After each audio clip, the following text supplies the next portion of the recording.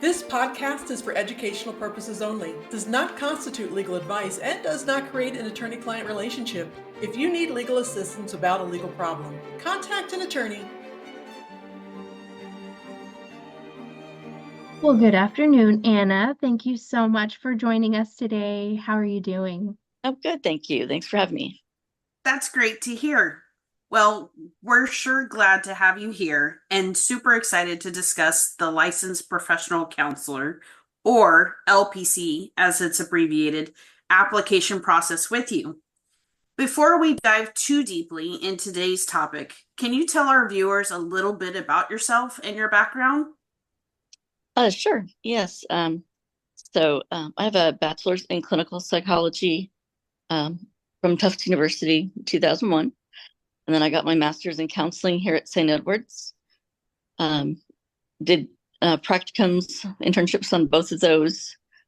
Worked in a lot of different settings, group counseling, individual, residential treatment, nursing homes, homeless, cancer patients, stuff like that.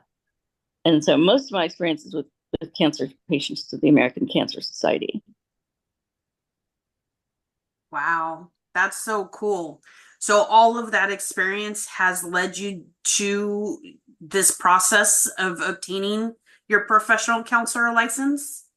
Yes, well, I've kind of done it twice. So when I had my master's in counseling in 2005, so after that I did my my internship and got half of my hours done. You have to have 3,000 hours, 1,500 administrative and 1,500 clinical to get the full LPC. And then my son was born. Then I didn't get the rest of them done after that. I had taken some years with my son, my daughter, and helping my dad through an illness. So I had applied to all that stuff. I'd done almost all of it, but you have to redo it if it's over 5 years, which makes sense. Wow. And it makes sense because the board has changed a lot in those years.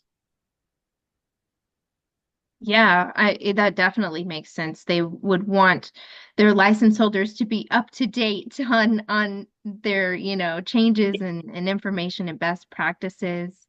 And congratulations on receiving your license. That is really exciting. And I'm sure you feel relieved after, going through that lengthy process and taking that break. I think any parent knows, after you have a child, that takes precedence. And so sometimes, your career path has to take a back seat. So congratulations, you on obtaining your license and making it through that lengthy process.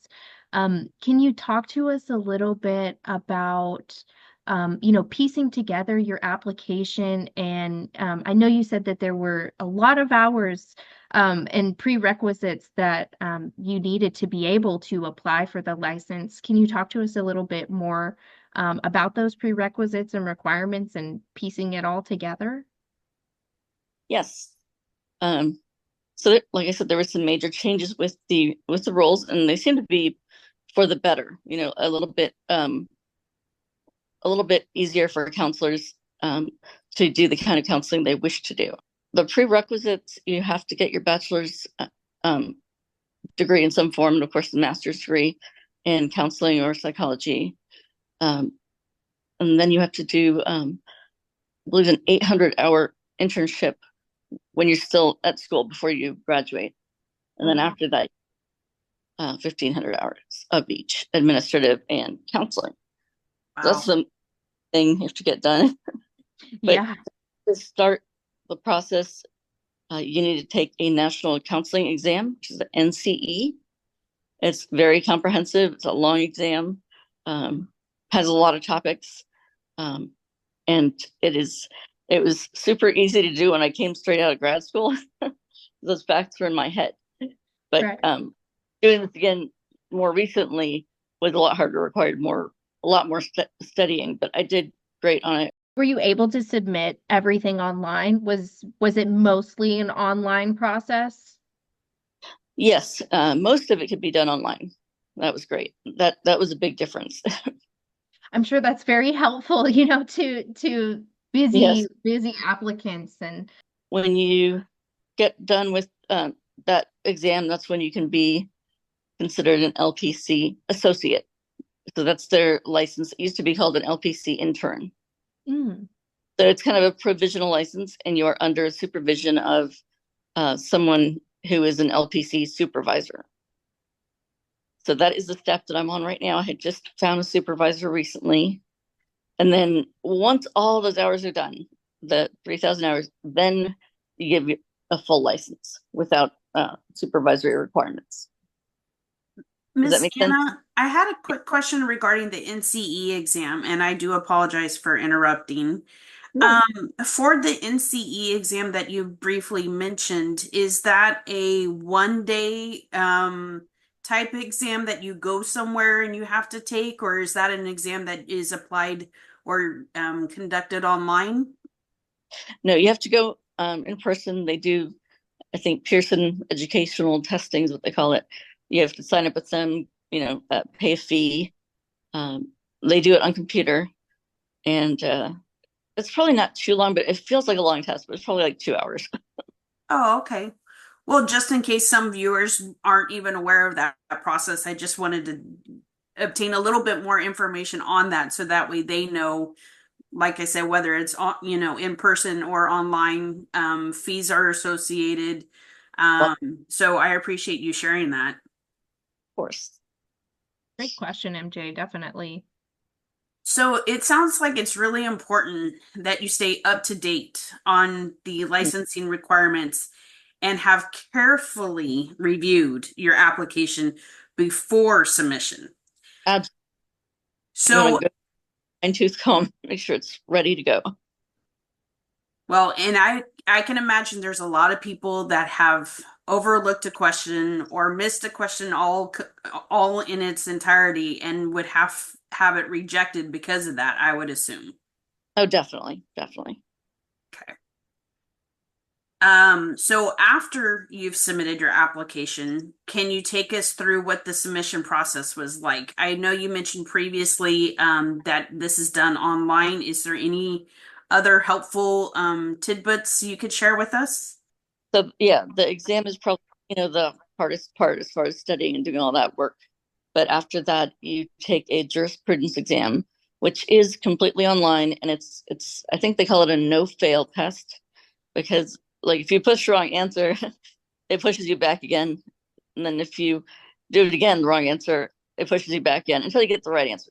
So Oh, I love those. it's really nice. I like that exam. Right. I'll take it. Yep. That was easy and nice. And then also, then you go for background check and fingerprints and get a supervisor. Perfect. I was just about to ask about fingerprinting because we have seen a lot of agencies recently that are adopting that requirement in whether it's a new application and or renewal. Yeah, definitely. It's a very important part to, for future employers as well. Like you said, there are some changes that happened within the board from maybe the last time that you, as an applicant, were interested in applying. And so making sure that you're up to date with those requirements and knowing what's needed of you to submit that application, including fingerprinting, is pretty important. Can you talk to us about the turnaround time from when you submitted your application to receiving your license? It wasn't too long, maybe like 3 weeks, something like that. Oh, pretty good. Yeah. Yeah, so not too bad. I mean, they tell you it's going to be longer, but I guess they do get them out quickly. So That's good. That's good. Any small details that some license holders should be aware of that may delay this process, such as having to submit a notarized document, like that would require them to seek out a notary, and anything like that that you can think of that might delay the process of an application? I think the closest thing, I didn't have to do any notarization, I don't think, but the closest thing we had was getting those transcripts from your university, from your degree. And, because they have to seal those and, sign them. And they do some things. You can order those online usually, or call the agency and ask them for it. But they definitely require those to be not touched. So when you received your license, Miss Anna, was it issued as a paper copy or was it a digital copy? I got a paper copy. Yeah. Oh, awesome. Okay. Goofy question, but do they issue ID cards that you have to carry like in a wallet for you, or is it just um, a paper license for you to hang on a wall? Yeah, just a certificate. And then, you also have a number associated with your license. And Okay. that's where they can keep track of that. Okay. Hey, that's good to know. Good to know. One last question for you, Ms. Garcia. Is there any advice that you would like to share with an LPC applicant or a newly licensed professional counselor in Texas? Mainly, I'd say try to keep up with your former classmates and professors and any colleagues, because that made it a little easier for me. Sometimes I was thinking like, okay, the new process is very different from what it was before, but having had connections with some of those friends and professors really helped to get me back on the right track. That's really nice to have a good support system, good mentors, people who you can bounce those questions off of. I'm sure that was really helpful. Yes. A good networking group. Right. And there's a lot of support online for counselors, which we didn't really have that kind of support when I did this the first time. But they even have, I don't think they're official, but they have groups on Facebook for Texas LPCs or LPC associates. And sometimes you can get some really good information from that too. Oh, that's great to know. Well, thank you so much for carving some time out of your day to share your insights with us. I know our viewers are going to be immensely thankful for the knowledge that you shared with us today. Congratulations on receiving your license, and we wish you the best of luck in your professional endeavors, Miss Garcia. That's awesome. I'm rooting for you. I'm so happy for you. As a mom myself, I know what it's like to take time off from your career and go back to it. Scary, right? Congratulations. But doable, still doable. So that's good. Know Your Regulator, the podcast that inspires you to engage.